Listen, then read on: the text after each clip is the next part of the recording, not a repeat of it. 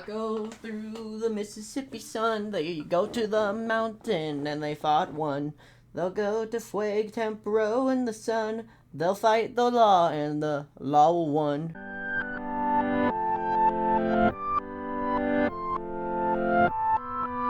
Hello everyone, my name is Stonesy Boy and welcome back to Reading with Stonesy. Today it is going to be a decently long episode with us reading 22 pages from 249 to 271 if you can't read. So maybe this is just an audiobook. So in which case, hello, and I hope you're doing good on your studies. Now, today there's going to be a big old fight. So get ready, get excited, because next time is because this is the second to last episode. Are you ready? Let's begin. During Chapter 28, The Mountain. A country of legends, into the caverns, an ignoble retreat and a noble end. The next morning, Stax, Hajira, Ramona, and Osk mounted their horses, but put a lead on the donkey and headed east out of the Caramanes, riding along with the south bank of the river.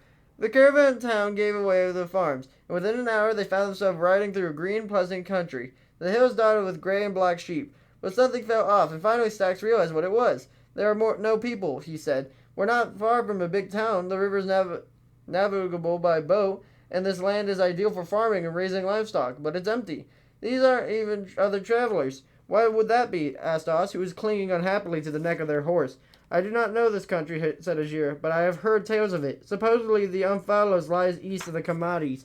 The Umphalos? Asked Stax. What's that? The word navel, Ajir said. It's a place where life began. Right, said Ramoa. The overworld's origin point. Remember, Stax? That's why your compass points this way. But I've never been east of Karamis either. These lands are new to me. Maybe it's taboo to travel here.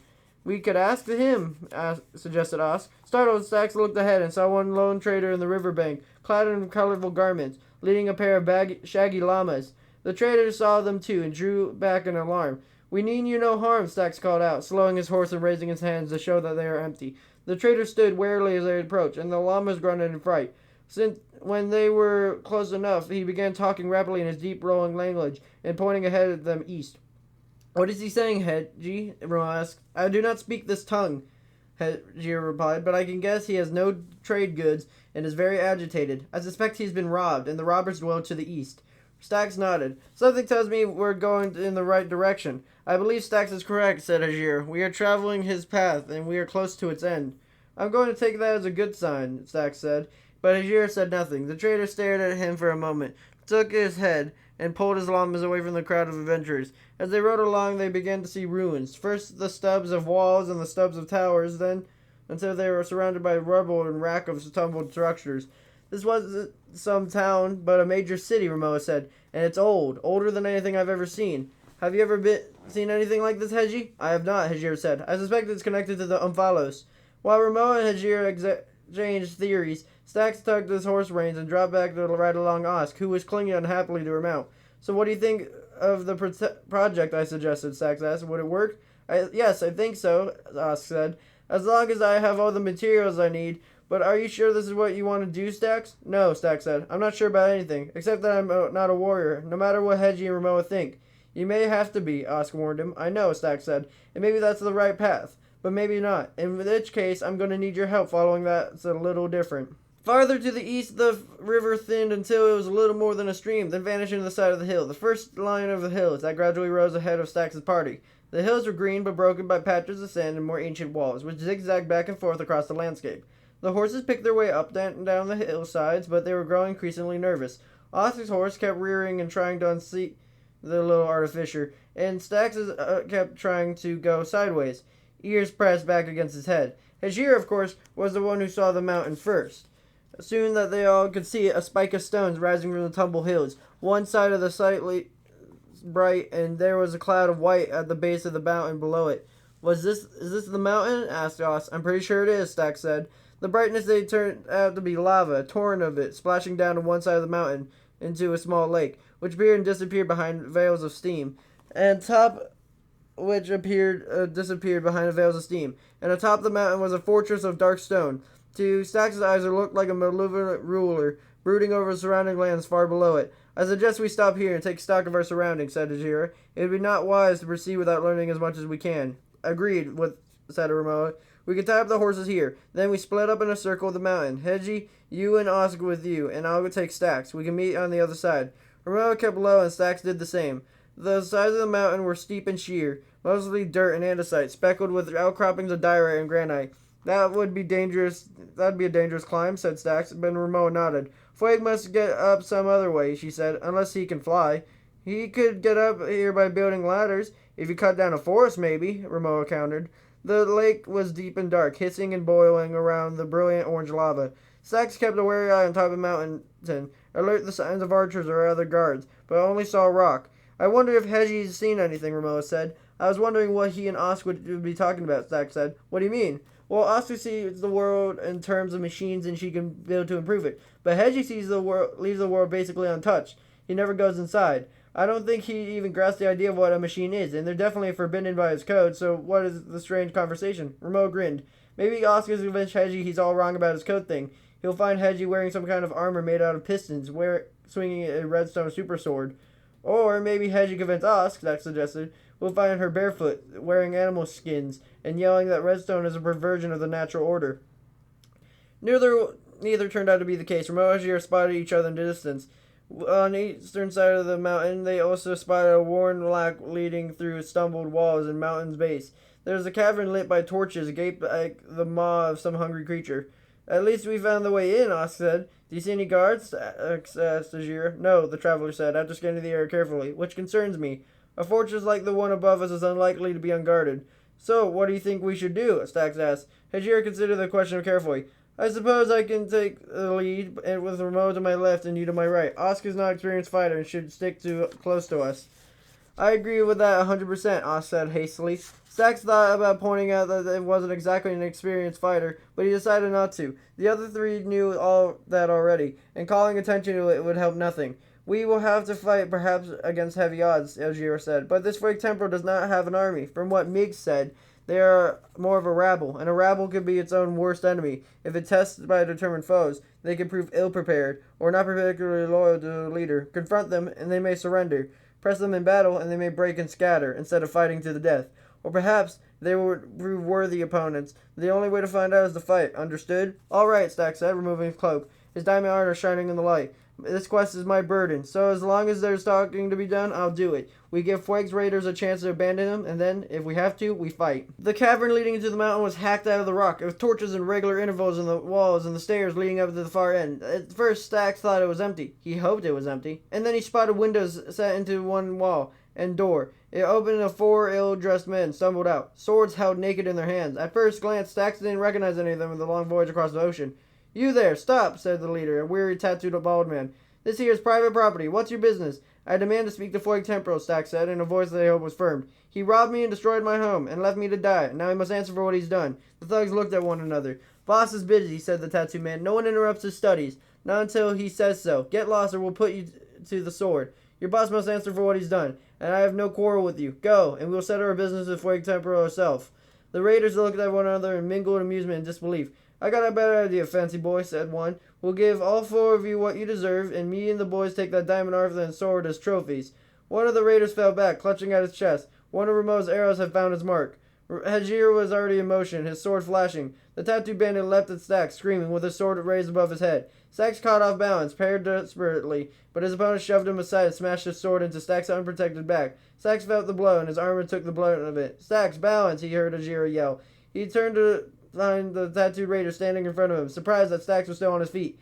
Stax brought his diamond sword around in an arc, sending him stumbling away, hurrying after the raider Romoa hit with an arrow. As Hajir advanced with a mask of grim determination, the others fled in panic. Oscar appeared frozen in shock. Are you alright? She asked Stax. Fine, Stax said, but somewhat surprised to discover it was true. His back hurt, but he was otherwise uninjured. You make a good suit of armor, Osk. Thanks. Not even the best armor I can stand up to too much punishment, Ajira warned Stax. Be cautious. Stax nodded gravely. I know, I will be. What was that about Fueg's studies? Asked Romoa. I have no idea, Stax said. He's never struck me as a studying type, to be honest. That was all of them, right? Osk said. Romoa shook her grimly. There will be more. More? How many more? We cannot know, Hajira said. But now the best ones will know we're coming. Oh, squeaked Osk. Just stay with us, Osk, Moreau said, impossibly impatient to get moving. But Stacks held up his hand, asking her to wait. He turned and put his hand on Osk's shoulder. His friend was quivering. Osk, you're scared, and that's okay, he said. I'm scared too. If it's too much for you, you want to go back to Comrades, go. But I'd appreciate it if you stay, because I need your help once we reach the top of the mountain. We'll be all might need your help before then. We're far, far stronger together than we are apart. But when I get scared, I remind myself that. Okay, I'll try, said Osk, who was still breathing hard. I think I can keep going. Good, said Stacks. If you can, I can. Hedgie, let's go. Hajira waited for the other three to join them at the bottom of the stairs. As they took their places, he caught Stacks' eye and gave him an approving nod. The interior of the mountain was carved into warren rooms and connected to stairwells. Most of the rooms were empty and looked like they had been for many years. Spike's raiders had apparently taken over the Sky's fortresses, none of them built to a house much larger numbers. Stacks and the others met several more groups of raiders, but no organized defense. They thought their way through past these gangs, climbing ever higher, until they found themselves in a large cavern whose ceiling was mostly packed sand, its contours jagged above their heads. Sand lay piled up around the perimeter of the cavern, too. Beyond lay a cave with a lower ceiling of stone, with several doors on both sides, bet in a band of darker rocks, and another stairway leading up. We have to be near the top of the mountain, Stacks said, pointing at the stairway. He could feel his own anticipation rising, his eagerness to confront Void Temporal. Apparently, Hajir could sense that he was feeling. Remember what you learned in the jungle, Stacks. Do not carried away by your emotions and lose your focus, Hajir warned him. Stacks nodded, forcing himself to take a deep breath. I would have thought there would be more guards, Stacks said. Maybe, me too, Ramoa said. Behind those doors, maybe. Or maybe they're higher with their boss.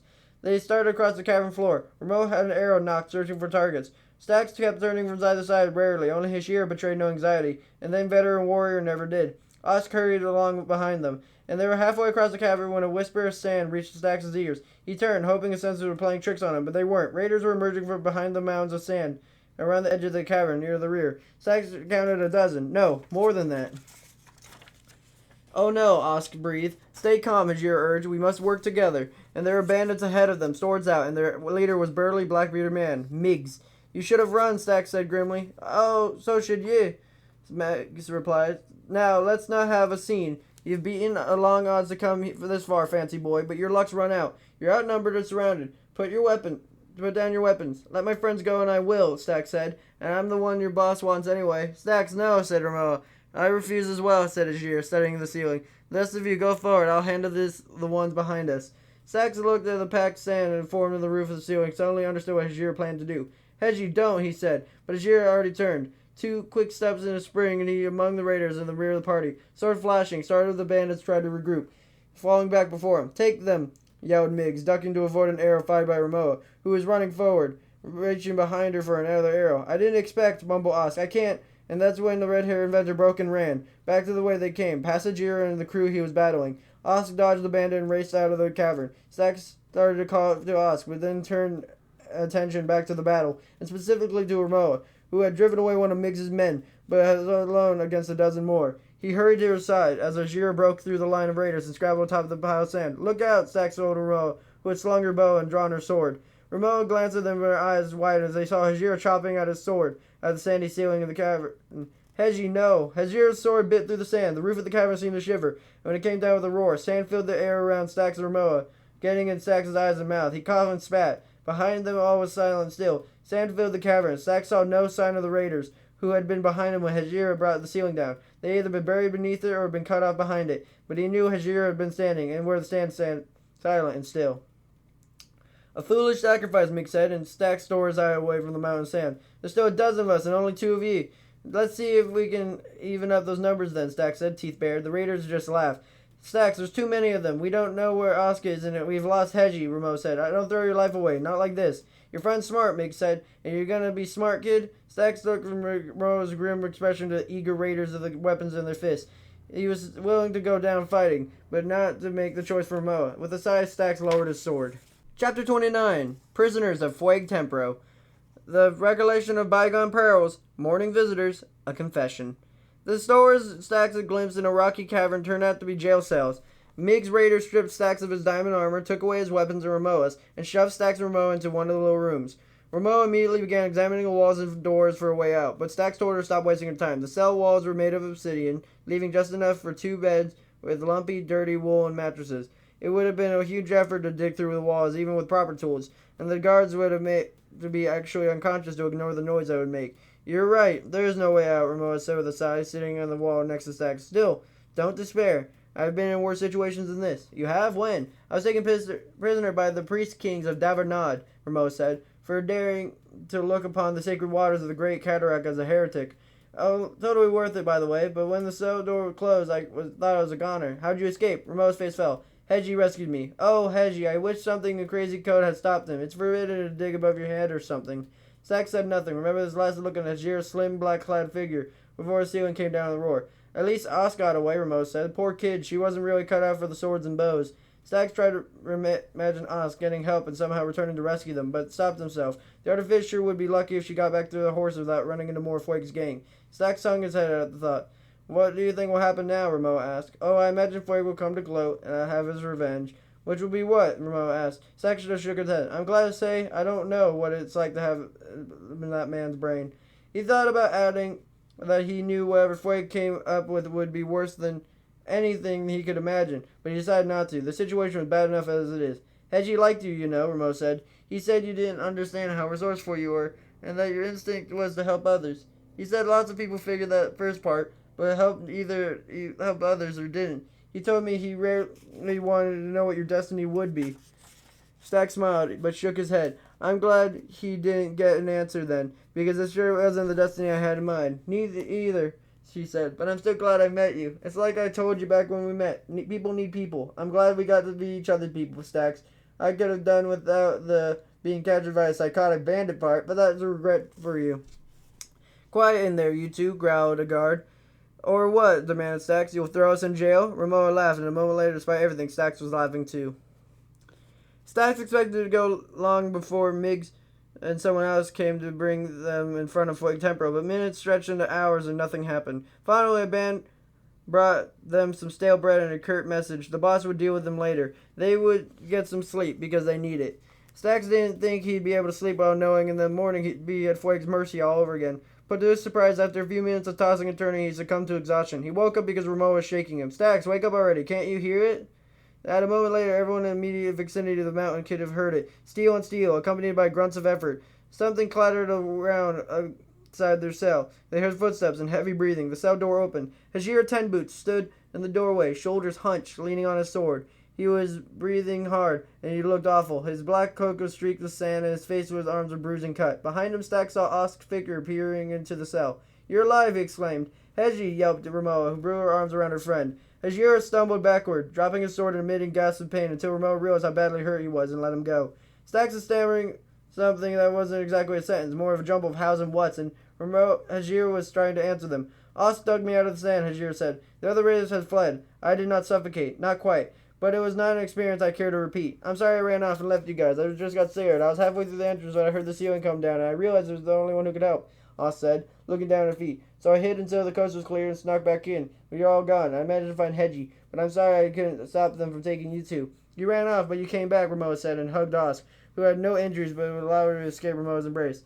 But now, did you get past the guard, Stack said. Stuff is an excellent strategy, Hajir said, particularly when you're not capable of prolonged combat. The last guard started me before I could sneak up on him, unfortunately. I persuaded him to depart, but now I'm winded. Hajir put his hands on his knees and tried to get his breath. We need to get you back to the mountain, Stack said. No, Hajir said. We must press on. This may be our only chance to take Fueg Temporal by surprise. Unfortunately, they have taken our weapons and armor for the tower. I suggest you salvage any useful gear you can find. You're not going to go down to the mountain, are you, Ramoa asked Hajira, before Stax could protest. No matter what we say or do? Hajira just shook his head. Impossible, man, she muttered. All right, then, Stax, let's see what we can find. We were able to find a pair of swords abandoned by fleeing guards, one of which were badly notched but usable. So armed they stood in front of the stairs leading up. Before we ascend, I have a confession I must make, Hajir said. It's painful, and you will think less of me. When Osk found me, I was badly hurt, so we found shelter a level below, and I slept in a bed. Ramoa and Stax and Osk looked at one another. We'll never tell, Ramoa said. That's a promise. Chapter 30. The Man in the Mountaintop Fortress. Bandit King's hideout. Hajir preceded his reputation. Fueg at last. This time Stax was in the lead, with Ramoa and Hajir behind them. They took a stone step slowly, out of concern for Hajir's injuries. The stairs ended at a pair of doors that made of dark oak. Stacks pulled the ring on the left-hand door and found himself at the end of the long hall. There was a table in the center, lined with low chairs on either side with two high-backed ones at each end. The windows on the far side of the room. Everything was covered with a thick layer of dust. "This place is old," said Osk. "So, where are the rooms in the mountain and the ruins behind it?" Stack said. "Fueg either found it or took it away from somebody. I doubt he ever built anything in his life." "Stacks, look." Stacks saw what Ramon was pointing at, the path through the dust made by a multitude of feet. They followed it another door and led it to a long corridor with many rooms of it. "It would be good to find our weapons," Ramon said, "but bad to find more guards," Stack said. "Osk, wait." It was too late. Osk, who had been muttering about something curious, opened one of the doors and stood in the entrance, mouth agape. A strange purple light played over her astonishing features. Stacks looked over Osk's shoulder and peered into the room. The door opened to a balcony and an iron railing, with ladders leading down the lower part of the room. Below, a massive frame of obsidian enclosed the royal and purple light, shot through the traces of the sparks. "What is that?" asked Stacks. "Another portal," Osk said. "A gateway to another dimension. That must be how the guys get back in the mountain meant," they said their boss was studying, Stacks. "If Fueg has gone through there, you might never find him." "Then let's hope he wasn't," Stacks said. "Come on, Osk." He heard a whine of hinges and turned to discover Moa opening another door. "What?" she asked. "Our weapons might be around here somewhere." "Seriously?" Stacks asked. "I'm both tired and injured," Azir said. "I don't think I'll be able to free you from captivity a second time."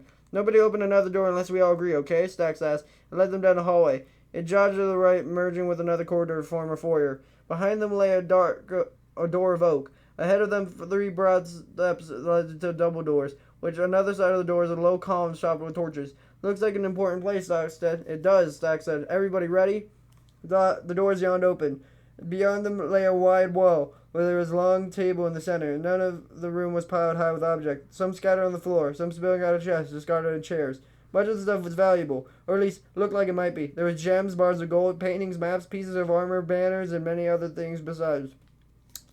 But at that moment, Stacks didn't care about any of those fascinating objects, because sitting at the end of the hall was a high-backed chair with a velvet cushion, which Fueg temporal. Stacks recognized Fueg's bright blue eyes at once, and his unnerving, intense stare. He was wearing mismatched clothes, as he might have when he first arrived at the Stonecutter estate, but he was pale and haggard. His deep bags on his hypnotic eyes. Stacks, standing next to Fueg, was Miggs, who was speaking urgently with them. Three other guards were lounging nearby and sprang to their feet. "What's this, then?" asked Fueg crossly. "Stacks Stonecutter," said Miggs. "The prisoner I told you about, boss, but now..." Stacks was spent a number of sleepless nights imagining what he'd say at this moment, and he did open his mouth. Before he could speak, Hajir stepped forward, held head high and sword held almost carelessly in one hand. It was amazing enough when Hajir did something Stacks found even stranger. He looked at Stacks and winked. "The man in black," one of the other raiders said, "but the roof fell on him, buried him alive. It can't be." "It is," Hajir said, his voice even and calm. "The mountain is empty. There are only defenders left, and now I have come to you. Run while you can." "What is this, all this bother?" asked Fueg, more crossly this time.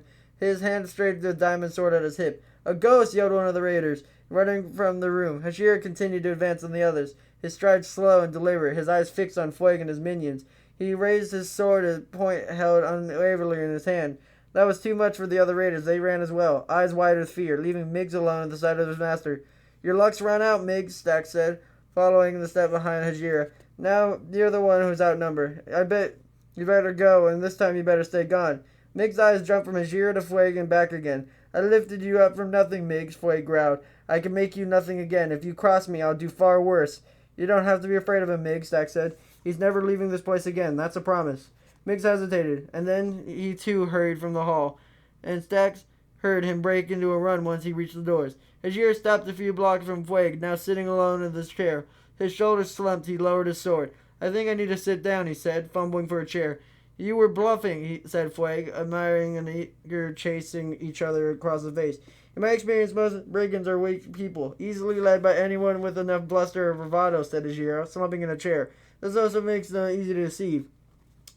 "Hard to get good help these days," muttered Fueg. "Stacks," said Ramoa, "I think I found some things that belong to you." Stacks looked over to find Ramoa standing in a pile of diamond armor. She had already picked up her bow and was gathering arrows. "Stacks Stonecutter," said Fueg, his blue eyes studying Stacks. "Yes," Stacks smiled in grim satisfaction. "It's been a long time, Fueg. Miggs told me your name, and now had you and your friends locked away," Fueg said, "but I'm afraid I don't remember who you are." At first, Stacks thought Fueg was lying in an effort to provoke him, but the confusion in his face was real. He had actually forgotten. "I lived in a house of diorite and granite with a little peninsula by the sea," Stacks said, his voice tight with anger. "With my cats and flowers, my family's mine in the back garden." Fueg's face brightened. You had a little pool above that mine, he said. Built out of the black and white speckly stuff. I remember now. And he grinned. And not a predatory grin, but Stax found it unsettling, but a little smile, delighted recollection, as if he and Stax were old friends, meeting again after many years apart. You destroyed my pool, Stax said, and the mine, and the house, and then you carried off everything that belonged to my grandmother and father, and left me on a desert shore to die. Do you remember that now? More or less, Flake said, but that's so far from here, Stax. You came all this way for revenge? For justice, Stax said.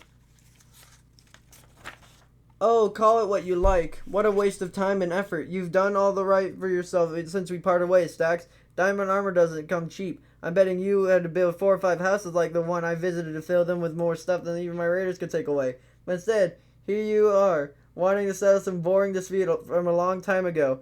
It's not a long time ago to me, Stax said, and turned to save of the gems and treasures piled up in the hall. I bet it's not a long time ago for all the other people you stole it from. I see you're determined to be tedious. Very well, Stax. So what's it going to be, a duel to the death? Or is an excitable friend here going to simply shoot me where I stand? And Flake inclined his chin at Ramoa, who was standing astride of Stax's armor and bow drawn back, an arrow aimed straight at Flake.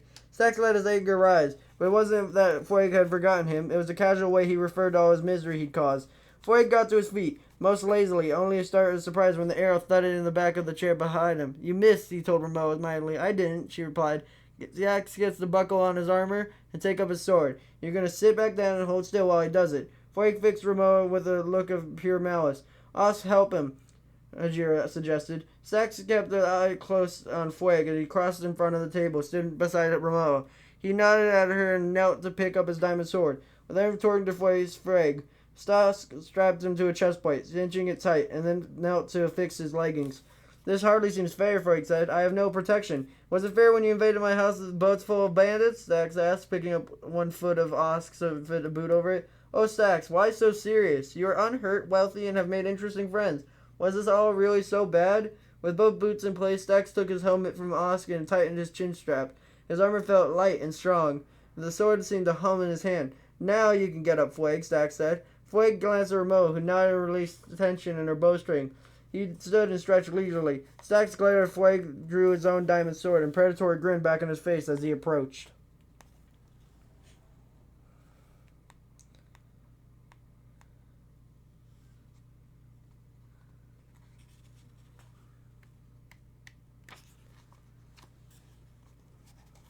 Yeah. Hope you guys have a super fantastic, wonderful day, because that was the end of today's little reading story. So, yeah. Next time we're reading 272 till, well, the end of the book, which is 288. 288, where we're going to see the final battle and the ending of the story. So, I hope you guys have a fantastic, wonderful day. People like, be efficient. Make sure to like, comment, and subscribe, and I'll see you guys next time. Bye-bye.